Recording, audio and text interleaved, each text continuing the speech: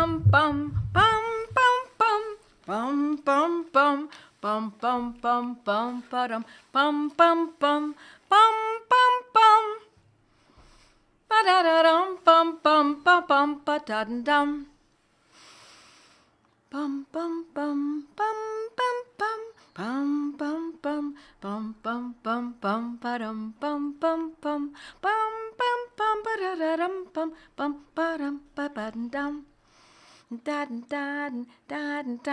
Oh, look at how everyone is coming in. Hello, my friends. It's so great to see you all, my mighties and folks on Facebook and YouTube. And my goodness, you are coming from everywhere. Virginia Beach and Kansas and Ohio and New Jersey and Connecticut and Colorado and Texas. Oklahoma. Hi, Bob Dunbar. Nice to see you. And so nice to see you in Chicago. Sandy, and hi everyone. Minnesota. It's so Delray Beach. Hi, Donna. So great to see everyone. Welcome, my friends. Welcome. It's Monday night.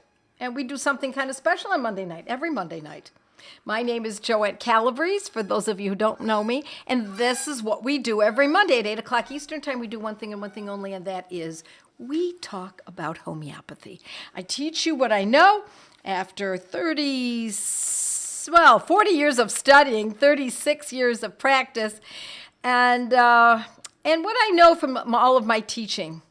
And so that's what we are going to work on tonight is homeopathy. We're going to do it in a specific fashion tonight. And for those of you who do know me, welcome, my friends. It's always great to see new people and old people and everyone put together. And I have to tell you something funny. I've been noting lately that when I talk to people outside of this venue who are not in my academy, not in my Facebook live groups, not in my blog responses, not in my Gateway to Homeopathy study groups, not in my mastery group, not in my all of the groups that I teach, and I teach many folks live. When I'm not with you folks, I realize how special it is for us to be together like this. For us to have a community like this in which we can, we're sort of on the same page. For those of who are new, you will catch up. You'll learn quickly. And why do I say that you will learn quickly? Because, my friends, this is the contagion. Learning how to use homeopathy because it's deliciously intellectual and because it is so successful in so many situations that you will learn quickly because you won't be able to stop yourself from learning. So tonight, we are going to talk about panic attacks and anxiety. And I'm going to start out with something that I see on a regular basis. And you don't see this, my friends, unless you watch for this. Okay, you need to watch for it. You need to put a timeline together if you really want to know. Let's say there's this fellow and his name is Michael, okay? And he's pretty anxious. He's feeling pretty uncomfortable. So he goes to his physician and he says, Doc, I'm really anxious. And the doc says, no problem. Here, take this Valium. It's not a problem at all. And you should start feeling better in no time. Ka-ching. And within a few weeks, Michael feels very relaxed, but now he's feeling a little, shall we say, not on the ball, maybe a little confused. And so, by the way, that is a side effect of Valium. And so he says, oh, I'll get past it. He calls the doctor. No, just stick with it. It'll just go away, but it doesn't go away. So he says, the doc says, you know what? Instead, why don't you go see this shrink? I will refer you. Ka-ching. No problem. So now he goes to the psychiatrist, and the psychiatrist says, I don't know, this confusion, I think we can do something about that. Just take this Prozac. Ka-ching. Thanks, Doc. Then a couple months later, Mike returns. I've got to keep notes on this. He returns to his original doctor and says, Doc, I don't understand it. I'm getting these headaches. I used to have them years ago, really mildly, but now they're pretty much, practically every day. And his primary doctor says, here, I'll give you a referral, ka-ching, to a neurologist. And he'll tell you what to do, and he can go through a battery of tests. So he goes to the neurologist, and the neurologist says, Here, Nate, take naproxen. That takes care of headaches. Don't worry, every time you have a headache, just take naproxen. Okay, all right, so now, all right, I'll take the naproxen. Now this is we're over a period of maybe 6 months, 8 months, maybe a year. And in short order, Michael has tinnitus, ringing in the ears. And he's starting to have this kind of chest pain. So he goes back to the neurologist and says, I don't know, what should I do? And he goes, here, go back to your primary care. And the primary care says, you know what, we need to go for a cardiological workup. I'll send you to this cardiologist. I will refer you. Ka-ching. So then he goes for a battery of cardiological tests. Ka-ching, ka-ching, ka-ching. Now, Michael's got tinnitus, and he's got chest pains. He's got headaches. And the cardiologist says, no problem. But Michael is freaking out. He's really panicked because the Valium was making him so sleepy that he kind of had to stop. He didn't take it as often. It was making him so lethargic. But he also has to go to the otologist because he's got this tinnitus. And he says to him, the otologist or otologist, I don't know how it's pronounced these days. They change those names on a regular basis or pronunciations on a regular basis. We don't know these things, why people have tinnitus. I don't see anything wrong with your ears. So why don't we give you Valium? Because Valium is used for tinnitus. He says, well, I've sort of been taking Valium, and I'm just not comfortable with it because, it made me really uncomfortable. I mean, I do take it, and maybe it helps a little bit with the anxiety, but then I feel really sleepy. He says, okay. So the next best drug instead of Valium is Elavil. Okay, all right, I'll take Elavil. Do I have to take it every day? Well, look, are you having tinnitus every day? Well, not exactly, but when I'm really anxious, I have it. Okay, that's when to take it, when you're anxious. Okay, so when he goes to back to the cardiologist for secondary tests, ka-ching, ka-ching, ka-ching, they find he has a mitral valve prolapse. And by the way, I might add, mitral valve prolapses are quite common. And they often, by the way, do not have any repercussions. They're within the range of normal. Not all of them, but many times they are. And they can be considered kind of normal. But just in case, says the cardiologist, I want you to take this aspirin every day, okay? Just a little baby aspirin, just a little aspirin. It's not a big aspirin, because, we're holistic here. Just a little teeny, tiny baby aspirin. And so, all righty, and I want you to take this statin drug.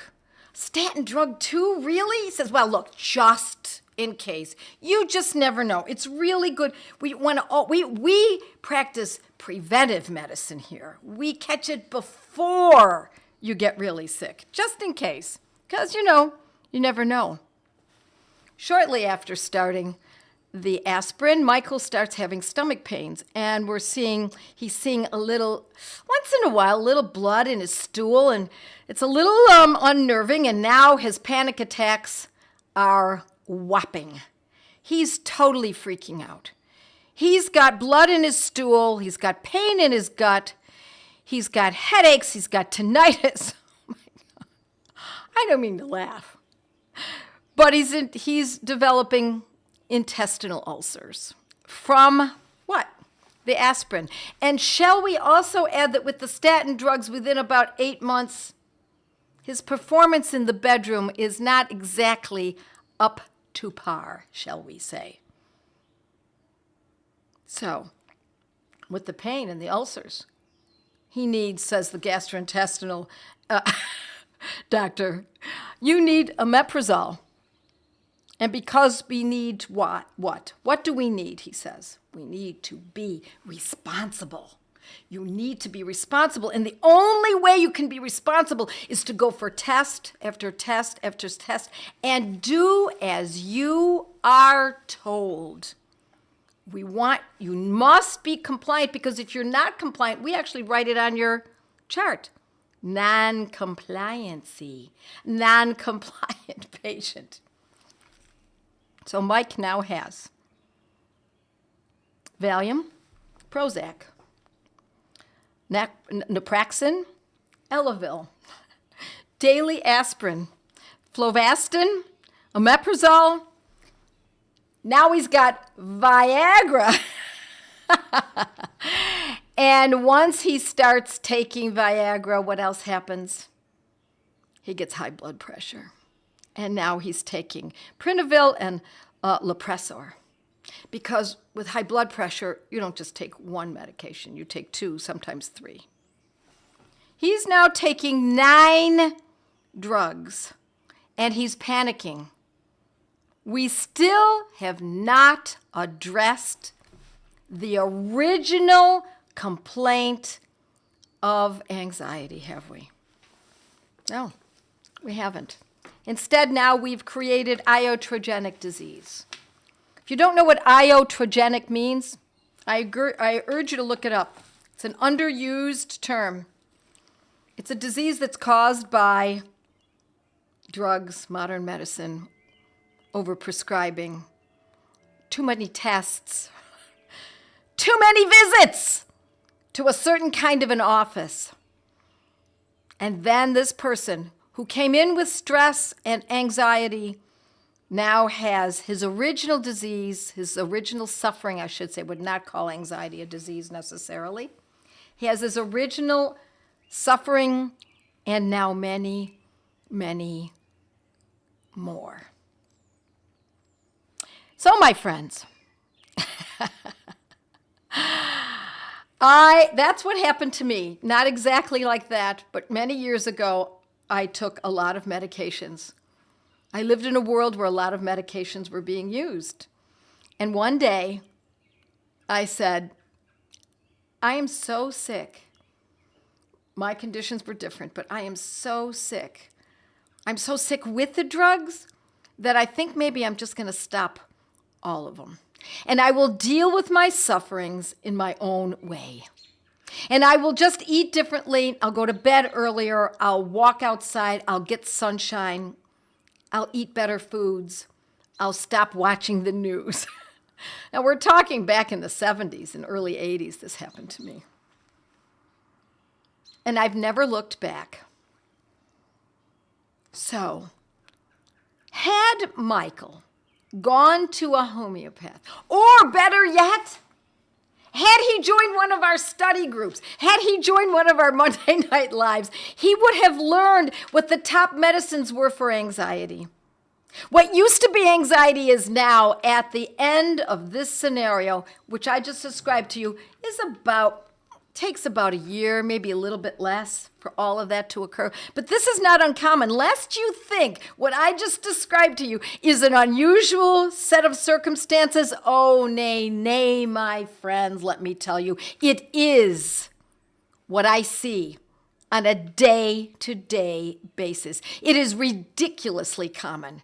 And each time the person goes to another practitioner, they feel deeper and deeper angst and worry that now they're really getting sick. Because you know what? They are. But it's not from the original personage. It's that the person has been taking one drug after another, and what we're witnessing is iatrogenic disease, in which the drugs and the settings and what they're being told, what Michael is told, what happens between the ears, how the person thinks about all of this, causes him to freak out. It is heartbreaking. But it is up to us, my friends. Where does the responsibility lie? Does the responsibility lie in our hands? Are we being responsible going for all of these tests? Are we being responsible doing as we're told? Or are we being responsible for taking our responsibility fully and understanding that this can be dealt with in a different way? Now, let me say that when someone has anxiety, the first thing I say is to look at your lifestyle. Your job, Michael's job. What is Michael eating? Is he drinking diet soda? Is he having too many martinis? Is he watching the news every night before he falls asleep? How is his marriage? Is he working at his marriage? Is he making it something that is satisfying, or is it something that he doesn't put any effort into? Does he have hobbies? Does he go outside? Does he have friends? That's what we need to look at. Does he have unresolved issues? That's where we go first. And it does not take a shrink who's automatically going to prescribe Valium to tell him what he needs to do. We are adults here. The adults in the room need to know how to figure out what's going on. And when all has been addressed and the diet has changed, and we've cut out the junk, all of the junk in our lives, then we can consider looking to homeopathy. Now, why homeopathy? Why homeopathy? Well, for one thing, let's just start with how inexpensive it is. I'm looking for a bottle. Let's look at how inexpensive this little bottle is. Under $20, $15. Let's just start with that, okay? Remember all the ka-chings from the referrals and the drugs and the kickbacks and the tests? This ka-ching is more like a ka-ching, $15. And so what we do is we purchase it ourselves and we use it ourselves. And in the world where they want us to take many synthetic drugs of commerce, they call that self-medicating, as though that is a foolish act. Well, I agree with the medicating part, but self-restoration, self-responsibility, self-care, now we're talking. So, my friends, the first medicine that he could take, why we use homeopathy, is a medicine called, and I know many of you already know about it, for anxiety, is aconitum. Aconite is what it's said is how it's said for short. Aconitum napellus 200C. Now, does Michael need to take this aconitum for the rest of his life, like he does with the statin and the aspirin and the Lopressor, et cetera, et cetera? No. He takes it a few times, and often it's done with. Now, what if it comes back in a month, 3 weeks, a year? Do we say, oh, no, it's back again. The medicine didn't act, the homeopathic. No, it means, no, it's time to repeat it. That's what it means. It's time to repeat the medicine. It just needs to be reinstituted for a couple of days again. We don't take these medicines for the rest of our lives for something like this. Let's say that Michael is one of those people who has anxiety, and he's so nervous that at night he's pacing. What am I to do about my bills, or what am I going to do about my marriage? And I don't know what to do about that business deal. I don't know how to handle that employee that is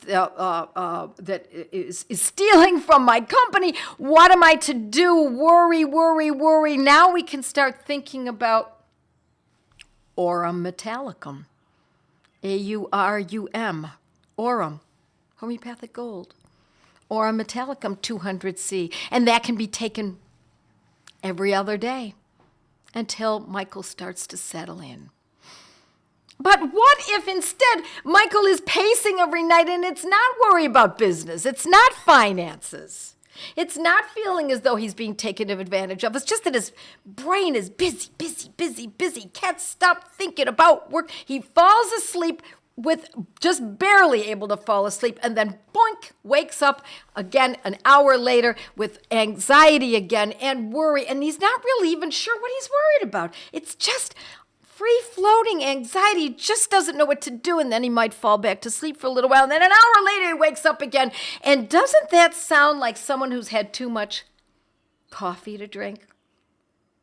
And so in that case, my friends, Michael should take coffea, homeopathic coffee, coffea 200C, because what causes disease in the gross form, as in too many cups of coffee, potentized 200 times to the 100th power, 200C, coffea 200 will help calm down his nerves and allow him to sleep through the night. But I want to read this one. What if Michael has melancholy with his anxiety, apprehensive of a serious disease? Now, when he first started, he wasn't afraid of a serious disease. All he had was some anxiety. But further on, after being told by the cardiologist and the neurologist and the psychiatrist and the gastroenterologist, what do you think he's got now? Now he's got worries about serious disease. Blood in the stool? Are you kidding me? Tinnitus? I must be aging. Oh my gosh, ED. I didn't think I was that old. Apprehensive of serious disease. Time passes slowly. His memory is weak now. Remember what Valium did? It made him confused. Errors of perception. He becomes impulsive. He just doesn't know what to do. He doesn't know what to think. Peculiar mental impulses. He has this desire. I don't know. What good is life? I don't think I can handle this. I'm just going to jump off a bridge. He doesn't really plan on doing it, but he's just, oh my God, woe is me. This is just too much. I have so many diseases. I have so many doctors, and now I don't even have time for my business because all I do is spend all my time in waiting rooms. Brain fog. Anyone have any ideas where I'm going with this? What medicine this would be? I would not call this the first medicine. I would call this the medicine after all of the iatrogenic diseases have been placed in his life. Anyone have any ideas? Let's see. Ignatia, people are saying Orm. Yes, Orm along with the coffea. Yes, coffea cruda. Yes, you're absolutely right. Anyone have any ideas? Arsenicum album's a very good choice too. I have not talked much about Arsenicum album. Sepia is another good one. And by the way, my friends, don't think that sepia, for those of you who've been studying with me for any amount of time, is only for women, because it is not. Sepia could also be considered calcarb. Keep going. Nux vomica. I like Nux vomica for Michael because he has worries about business too. I've got another one in mind. Thank you, Deb Crosby. Argentum nitricum. What made us think of Argentum nitricum? Because he has impulses, strange impulses. An impulse to jump off a bridge, even though he would never commit suicide. Impulses to put a butter knife into an electric socket. Impulses to do strange things with all of this anxiety and panic and freaking out. And he's just falling apart because now he's not only suffering from anxiety, now he's got panic. He's got impulse problems. He's got gastrointestinal. He's got blood in the stool, ED. He's not thinking straight any long. Isn't it amazing? The person who takes drugs must recover twice. Once from the disease and once from the drugs. Dr. William Osler said that. Early in the 20th century, he was one of the founding fathers of Johns Hopkins. So should you think that this was a doctor of alternative nature, my friends, he was as mainstream as they come. Argentum nitricum 200C. Thank you very much. Heather, you're right. And I would use 200C, yes. Would I use it twice a day? I might use it maybe every other day for a few days and see how it goes. And what you want to give these medicines their due. In other words, I had someone report to me the other day that they had an accident and they took aconitum and arnica and it just didn't help at all. Now, I don't know whether or not that's because they took it several times and it just, I don't know, it wasn't the right medicine at the time. But I have to tell you, my friends, what you expect is you must have that in alignment in your thinking. You must know that these medicines need to be repeated frequently. Sometimes we can get away with one dose, one medicine, and bam, it's done. But more often than not, especially in Michael's situation, he needs this medicine a number of times. Had he started in the beginning, it would have been aconitum. Had he not even gone to the doctor in the first place and had done a little bit of research himself. And yes, taken a chance. Because we know that most people say things like this. Well, what harm would it come to? I'll just go and I'll just see what the doctor has to say. Not realizing that once you step on that train, you rarely get off unscathed. It's a rare person who sees it right away.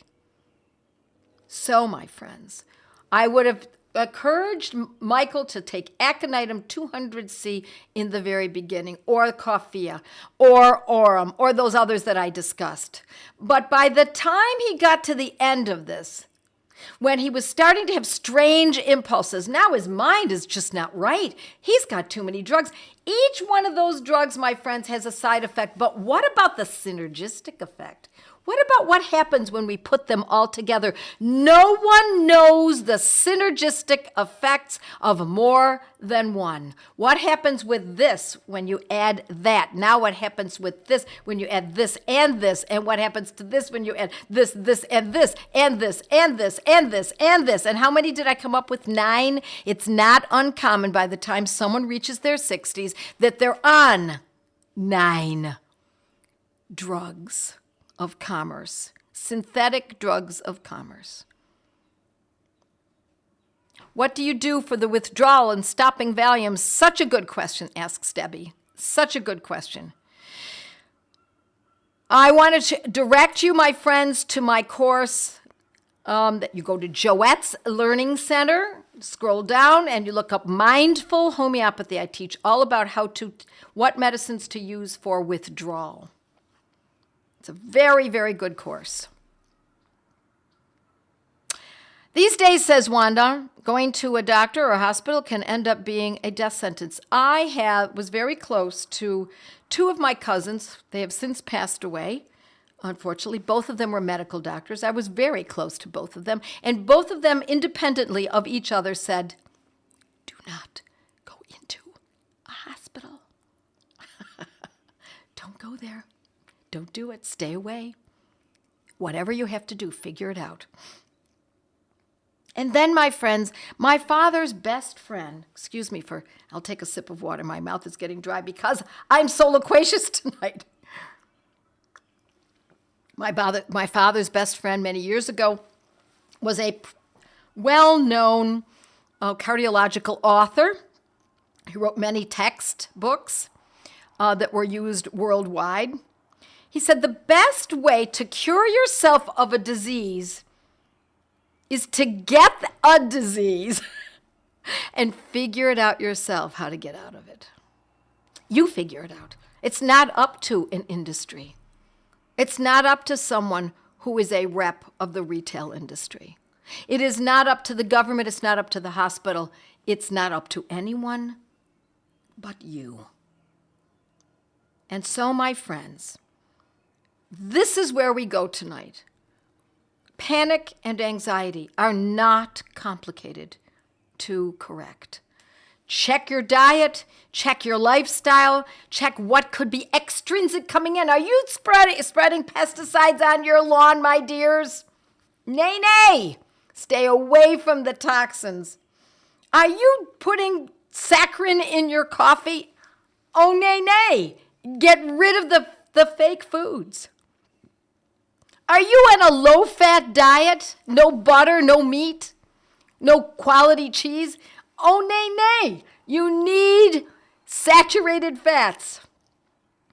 Are you watching a steady diet of corporate news or even the alternative news? No. If you have anxiety, you need to stay away. Listen to classical music. Listen to sacred music. Listen and be around the lofty. Go for walks in the park. Feed the birds. Take care of your family. Have dinners with your family. Pray before you go to bed. Or even better yet, establish your day with good prayer first thing in the morning. Harp music, says Joni. You bet. Grow your own food. No doubt about it. There's nothing better than getting your bare feet and your bare hands in the soil. That's where we want to go with this. So, my friends, as always, it is a pleasure. I'm not answering questions tonight. I'm sorry I went so deeply into this, but I needed to give you the way this happens. And look for it in your life, in your spouse's life, in your children's lives. Put together your timeline. Most people think I got sick ever since I had that pneumonia. Really, my friends? I can't breathe the last 10 years, ever since I had that pneumonia back in 2014. Yeah, ever since then. Really? Was it the pneumonia, my friends, or was it the treatment of the pneumonia? Now, I'm not telling you that pneumonia can't do that. I'm not telling you that these kinds of conditions can't cause long-term effects. But look at the treatments. And so with that, I say God bless all of you, and I will see you next week.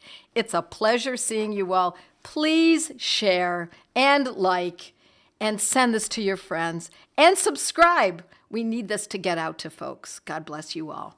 Good night. With our homeopathic protocols, you learn your remedies. My family needs me, so I must know our remedies. How much to take, how often to treat, and when to stop, and when to repeat. With our homeopathic protocols, you learn your remedies. Athusa, no dairy, it's elementary with arnica head, arsenica fed, spigelia slither, orms from wither, no more from my family needs me, so I improve my memory. Not only the rems, but how often to treat, and when to stop, and when to repeat. With your homeopathic protocols, learn your remedies. Bella so red and arnica head, drosera bark, ignatia dark, source of frigid and cuprum to rigid, and crude itches, cali caponicum, let it melt on your gumbo, vista weed are some great ways to treat ya. La la la la la la, homeopathic protocols, learn your remedies.